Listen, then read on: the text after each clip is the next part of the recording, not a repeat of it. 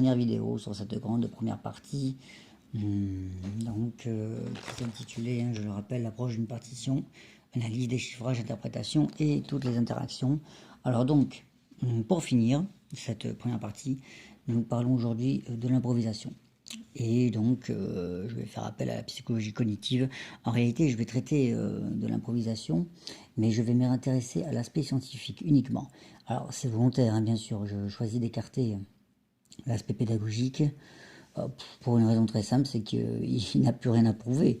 Tant l'improvisation peut développer de qualités comme la créativité, l'imagination, enfin, c'est innombrable. Hein, les représentations mentales, l'engagement personnel, je ne sais même pas encore, l'écoute, le jugement esthétique, bon, on pourrait en citer encore plein d'autres. Hein, d'accord.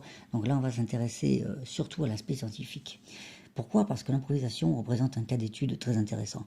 Il s'agit en fait d'un système cognitif complet, composé à la fois de la cognition incarnée et de la cognition étendue.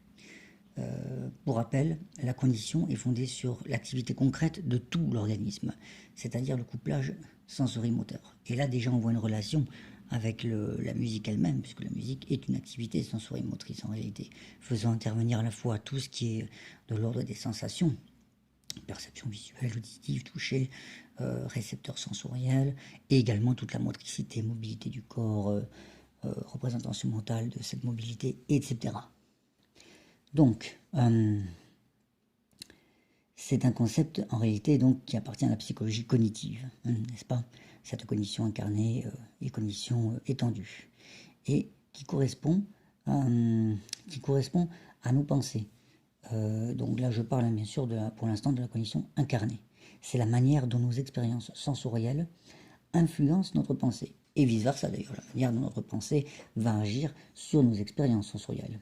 Et donc, cela fait intervenir les comportements basés sur nos expériences sensorielles et nos pensées et nos positions corporelles.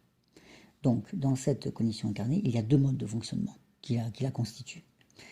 D'abord, le premier donc correspond à la manière dont les informations en provenance du corps influencent notre cognition.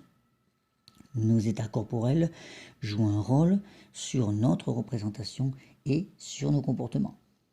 Les différents stimuli, alors les stimuli sensoriels, donc la vue, l'audition, le toucher, toutes ces représentations corporelles, en réalité, elles envoient donc un message au cerveau et seront transformées sous forme de représentation mentale. Voilà, ça c'est pour le premier fonctionnement donc de la cognition incarnée. Alors maintenant, il y a un deuxième fonctionnement, qui est en réalité la réponse du premier, tout simplement. C'est-à-dire qu'il correspond à la manière dont notre cognition va influencer nos mouvements corporels. Sans la présence, on va considérer vraiment à l'état neutre, on va dire, hein, sans présence de stimuli initial. Ben, notre cerveau, il dispose déjà, on l'a bien vu, hein, de représentations mentales préenregistrées. On l'a vu déjà dans le chapitre précédent, hein, on en a beaucoup parlé de ces représentations mentales, elles sont extrêmement importantes. Et elles existent déjà sous forme de points d'appui, on l'a vu, hein, notre ouverture d'esprit, avec tout ce que nous avons comme base de données dans notre cerveau. Donc notre cerveau dispose déjà de représentations mentales préenregistrées et qui réactiveront les expériences sensorielles déjà vécues. Donc notre pensée, elle va avoir un impact sur nos comportements physiques. Voilà. Donc ça, c'était pour la cognition incarnée, pardon, avec donc ces deux modes de fonctionnement, n'est-ce pas? Donc à savoir la pensée qui va influencer nos stimuli sensorimoteurs et vice-versa. Donc, maintenant, nous avons la cognition étendue. Alors, qu'est-ce que c'est? C'est l'extériorisation dans l'environnement d'une partie de nos processus cognitifs. L'esprit va inclure des éléments de l'environnement matériel à son fonctionnement mental. Ces objets extérieurs deviendront une source d'inspiration pour l'esprit, servant pour accomplir une fonction et contribueront aux processus mentaux. Le cerveau va intégrer totalement ces éléments extérieurs, va l'intégrer à son système cognitif. Alors justement, l'improvisation est l'exemple parfait d'un système cognitif complet. Pourquoi? Parce qu'elle fait appel déjà beaucoup de ressources internes, comme la mémoire d'ailleurs inconsciente ou consciente, hein.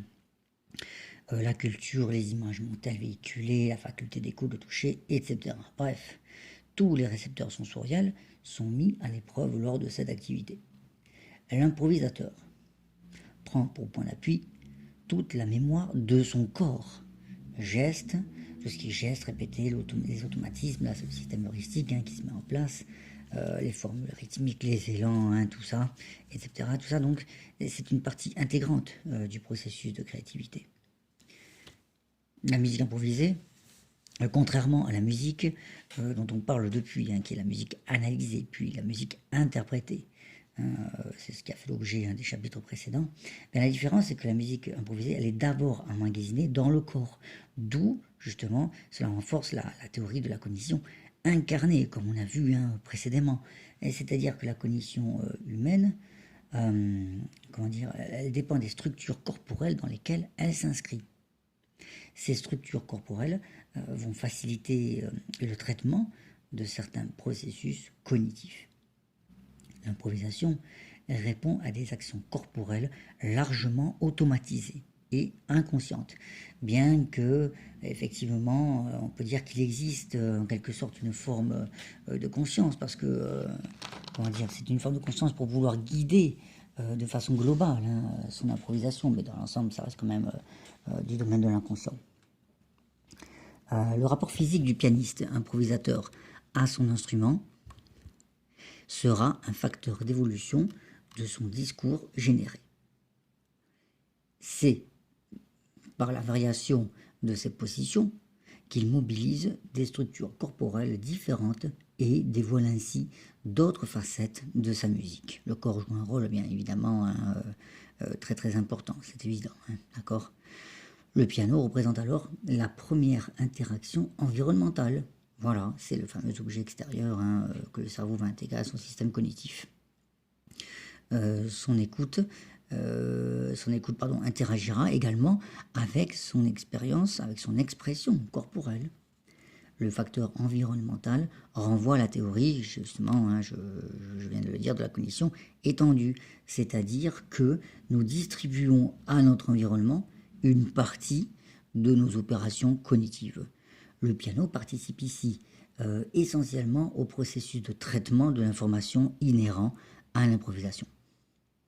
C'est la continuité parfaite qui existe entre l'esprit du pianiste et son instrument. Le piano fait donc partie intégrante du processus cognitif de l'improvisateur. Les processus mentaux sont hybrides, dans le sens où ils cumulent à la fois les opérations internes et externes. Voilà, ce sera tout pour aujourd'hui et c'est fini pour cette grande première partie. Donc à partir de la vidéo prochaine, nous entamons la deuxième partie que j'ai intitulée Le travail du pianiste. On parlera encore de psychologie cognitive et on verra comment ce domaine peut se mettre au service de l'apprentissage musical. On parlera point d'appui, on a déjà un petit peu parlé d'ailleurs, mais on va entrer un petit peu plus dans les détails. Donc, on va s'intéresser à l'aspect cérébral, les mécanismes du cerveau, donc les points d'appui, j'ai dit, le niveau de traitement, la constitution de la mémoire, le rôle des émotions. Voilà. Très bien, merci. Au revoir.